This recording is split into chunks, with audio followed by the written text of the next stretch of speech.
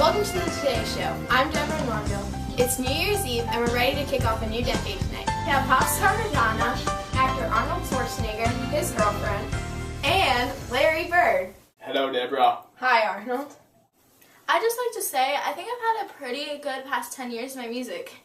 Not like I'm famous or anything, though. I carried the Celtics in numerous NBA finals. I'm going out with the Terminator. Yeah, babe. Anyways, let's take a look at the past 10 years of the 80s, shall we?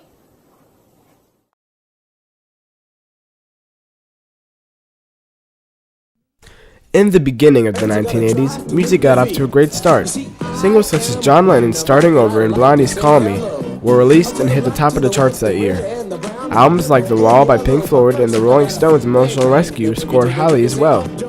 One of the great things about 1980 was that the first rap record, Rapper's Delight, by Sugar Hill Gang, made it to the top 100, peaking at number 36 on the Billboard charts. Man, Hank, come on, Hank, sing that song. Check it out. When I'm the ladies pimp, the women fight for my delight, but I'm the grand master with the 3 MCs that shop the house for the young ladies. In 1981, more great music was released. Foreigner released her famous album, 4, which was incredible. Olivia Newton-John released a single, Physical, which was a very motivational song for exercise. Black music artists were having a tough time coming into the music industry, but they seemed to manage well, with the top 20 hit, Super Freak, by Rick James, which became an instantaneously popular song. Once you get her off the street, oh girl, she likes the...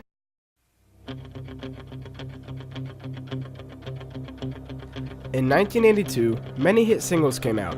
Survivor released Eye of the Tiger, Joanne Jett and the Black Hearts released I Love Rock and Roll, and Paul McCartney released Ebony and Ivory with Stevie Wonder.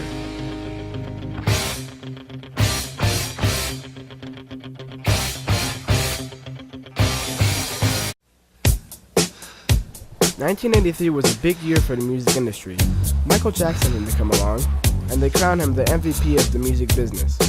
He had released his album Thriller, which had the hits Billie Jean and Thriller. It sold 40 million copies, breaking nearly every single industry record. Also, college rock was invented, in which many colleges formed radio stations to broadcast popular rock music, like REM's single Murmur.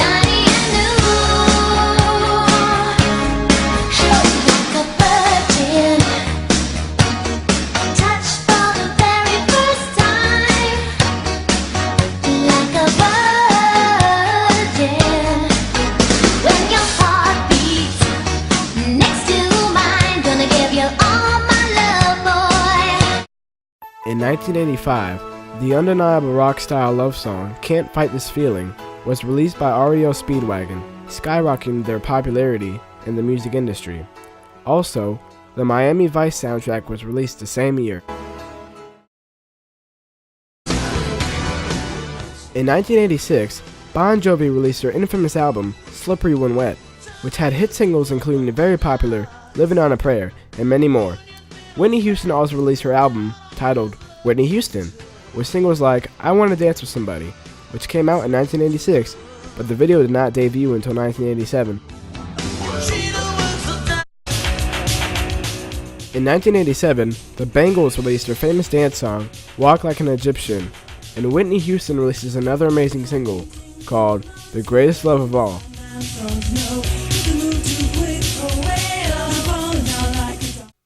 In 1988, Guns N' Roses released their hit single, Sweet Child of Mine, which topped the Billboard Hot 100 chart and hit number 6 on the UK charts.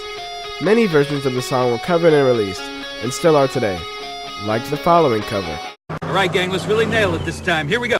A 1, a 2, a 1, 2, 3, 4. Bum.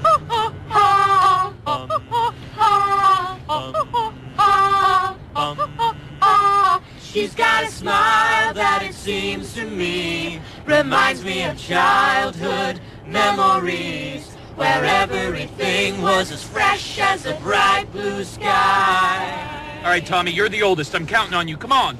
She's got eyes of the bluest skies, as if they fall off rain. I hate to look into those eyes and see it now. Nice vibrato, buddy. All right, Alice, let's go. Reminds me of a warm, safe Flat. place. It's so flat. I didn't even know. You don't even look good while you're singing. The worst thing I've ever heard. This is $1,200 a week for voice lessons, and this is what I get? Okay, I'm going to save it with the solo. Bow, bow, I'm dead, and I can sing high like this, and I can sing high.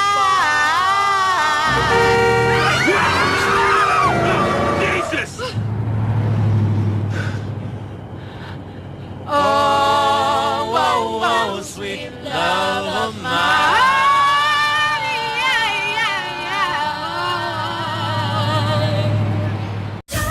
The final year of the decade is topped off with many great songs, which include Janet Jackson's Miss You Much and Madonna's Like a Prayer, both which are great songs.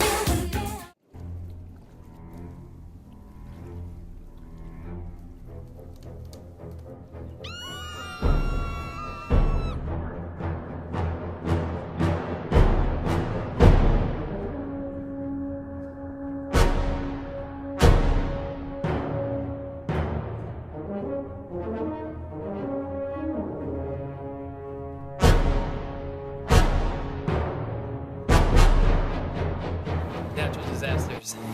Many things were invented in the 1980s, such as the Rubik's Cube, I'll be back. the Walkman, the Cabbage Patch Doll, Pac-Man, Mrs. Pac-Man, Game Boy, Terminator. and the Polaroid camera.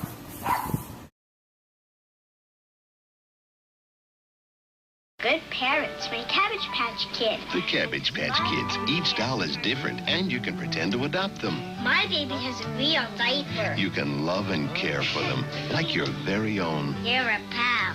You're the only one. I love you. They're each one of a kind. They're Cabbage Patch Kids. You can give them all your love.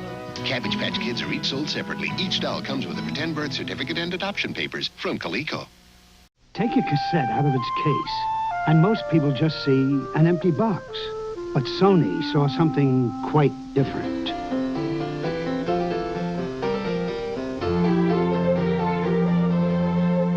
Sony introduces the only cassette player as small as a cassette case. The incredible sounding Super Walkman. Atari introduces the Woman of the Year, Ms. Pac-Man. With a style of entertainment that Pac-Man never knew, an endless supply of floating goodies, oranges, pretzels, 4 different screens, each with different exits and entrances, and the green screen so difficult to reach, you may never see it again. Don't you know I'm more than Pac-Man with a bow? Reach for Ms. Pac-Man. Reach for Atari.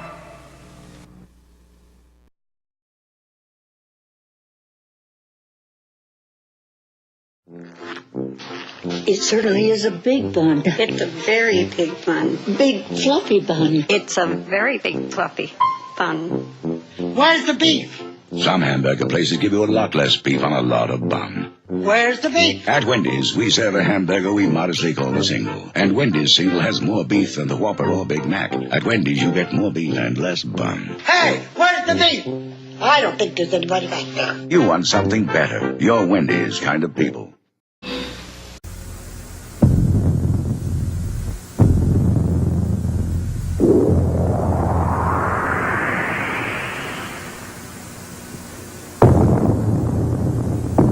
The only thing you stand to gain by putting off joining the YMCA is weight. the other hand, look at all you have to gain by joining.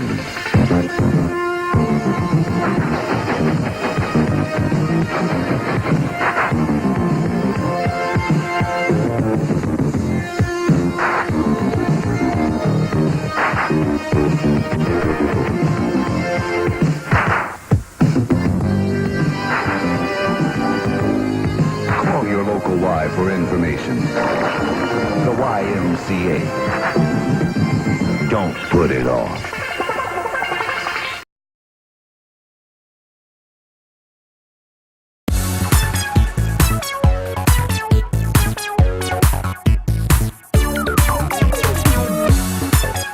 The 80s were all about extravagance,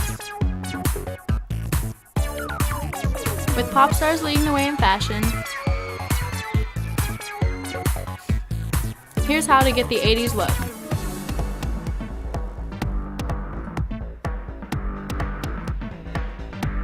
Makeup was vibrant. Hair was big and colorful. Crimped or boyish. Jewelry and gloves were a must.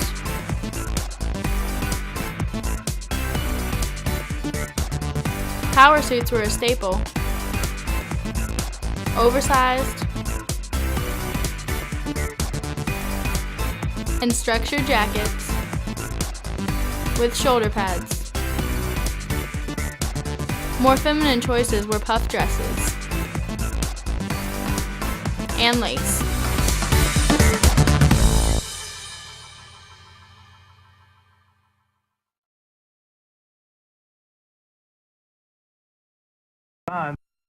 For the best pro player. Thank you, Larry. StarTech's Unisaddle protects my ankles and gives that extra midfoot support a great rebounder needs. It's reinforced for me. And me. Hey, maybe it was made for both of us. Must be magic. Now that's who this shoe was made for. The Converse StarTech with the unique Unisaddle design. Reach for the stars, reach for... Plain and simple. For the past week and a half, they're happy to be here, but they'll be miserable to go home with another loss. In 1980, the Steelers won the Super Bowl. And in 1981, the Oakland Raiders smoked the Eagles. And in 1982, the San Francisco 49ers won. In 1983, the Redskins won. In 1984, the Los Angeles Raiders won, defeating the Redskins, who were last year's champs. In 1985, the San Francisco 49ers won again. In 1986, the Chicago Bears won. In 1987, the New York Giants won. And in 1988, as shown in the video, the Redskins blazed the Denver Broncos. Where's Tebow when you need him? And in the final Super Bowl of 1989, the San Francisco 49ers won again. Pacific time. And so here we go. Super Bowl 22 is underway. And it's Sanders at the 1. Dennis Johnson is guarding Magic Johnson, and that is a classic matchup between two of the best. In 1980, the Lakers won the NBA Finals. In 1981, the Celtics won. In 1982, the Lakers won again.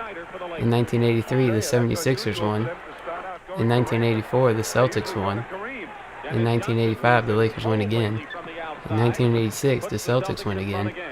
In 1987 and 88, the victory goes to the Lakers. And finally, in 1989, the Pistons win. More confident this year, Dick, than he was last year as a rookie. And Pat Riley gave him the green light to shoot anytime he wants. Bird.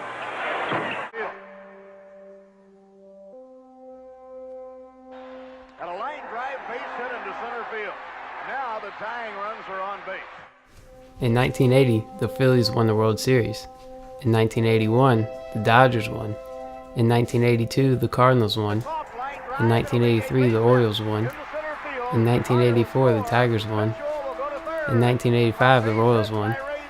In 1986, as in the game shown, the Mets won by a series comeback because of Bill Buckner letting the ball go through his legs and letting Mookie Wilson drive in the final run.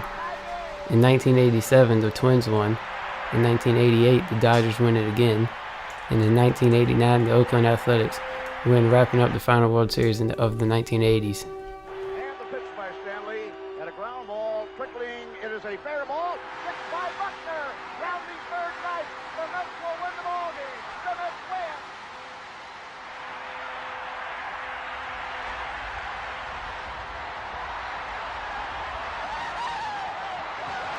Thank you for joining us this morning on the Today Show.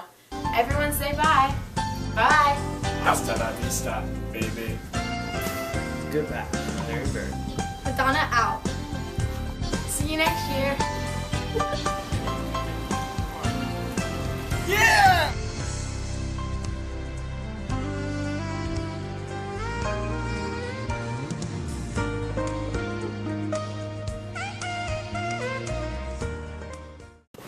Larry Bird drying off. Action shot. Larry Bird action shot.